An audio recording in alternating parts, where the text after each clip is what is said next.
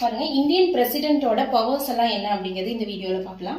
First வந்து executive power அப்படின்னா நிர்வாக அதிகாரம்.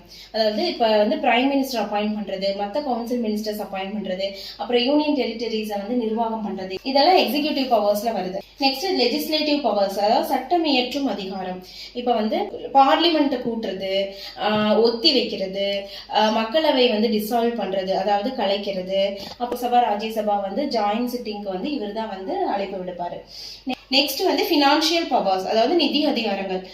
இப்ப வந்து மணி பில்ஸ் எல்லாம் வந்து ஃபர்ஸ்ட் பிரசிடென்ட்டோட ரெக்கமெண்டேஷன் வாங்கினதுக்கு அப்புறம் தான் பார்லிமெண்ட்டுக்கு அப்ரூவலுக்கு வந்து போகும். ஓகேவா. நெக்ஸ்ட் ஜுடிஷியல் பவர்ஸ், அதாவது நீதித்துறை அதிகாரம். இதுல வந்து chief justice of India appoint பண்றது, சுப்ரீம் கோர்ட் ஜட்ஜஸ் அப்பாயிண்ட் பண்றது, ஹை கோர்ட் ஜட்ஜஸ் அப்பாயிண்ட் பண்றது. அதுக்கப்புறம் வந்து இப்ப ஏதாவது குற்றவாளிக்கு வந்து சுப்ரீம் கோர்ட்ல மரண தண்டனை விதிச்சுட்டாங்க அப்படின்னா அவர் வந்து பிரசிடென்ட்டுக்கு வந்து அப்பீல் பண்ணலாம். நெக்ஸ்ட் அப்ப பிரசிடென்ட் வந்து அவர் வந்து அந்த தண்டனை குறைக்கவோ இல்ல வந்து தண்டனை வந்து கேன்சல் பண்ணவோ இந்த மாதிரி அதிகாரம் வந்து அவருக்கு இருக்குது, அவருக்கு மட்டும்தான் இருக்குது. ஸோ டிப்ளமேட்டிக் பவர் அப்படிங்கிறது வந்து ராஜதந்திர அதிகாரம். அப்படிங்கும் போது இப்ப இன்டர்நேஷனல் ஃபோரம்ல வந்து இந்தியா வந்து ரெப்ரசென்ட் பண்றது நம்ம பிரசிடென்ட் தான் ரெப்ரசென்ட் பண்ணுவாரு. அதே மாதிரி ஏதாவது ஒரு சர்வதேச ஒப்பந்தங்கள், உடன்படிக்கைகள் இதையெல்லாம் சைன் பண்ணும்போது பிரசிடென்ட் தான் சைன் பண்ணுவாரு, வித் பார்லிமெண்டோட அப்ரூவலோட அது சைன் பண்ணணும். நெக்ஸ்ட் வந்து மிலிட்டரி பவர்ஸ், அதாவது ராணுவ அதிகாரம் என்னென்ன அப்படின்னா இப்ப முப்படை தளபதிகளை வந்து நியமனம் பண்றது நம்ம பிரசிடென்ட் ஆஃப் இந்தியா தான். நெக்ஸ்ட் வந்து supreme commander of defence forces of India வந்து நம்ம பிரசிடென்ட் ஆஃப் இந்தியா தான் வந்து சுப்ரீம் கமாண்டரா இருப்பாரு.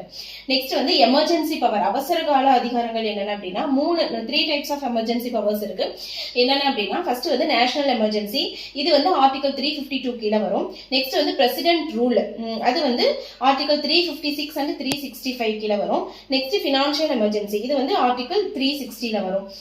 இப்ப வந்து நேஷனல் எமர்ஜென்சி அப்படிங்கிறது வந்து இப்ப இந்த ஃபிளட் டிசாஸ்டர் இதெல்லாம் வரும்போது நேஷனல் எமர்ஜென்சி அமல்படுத்துவாங்க.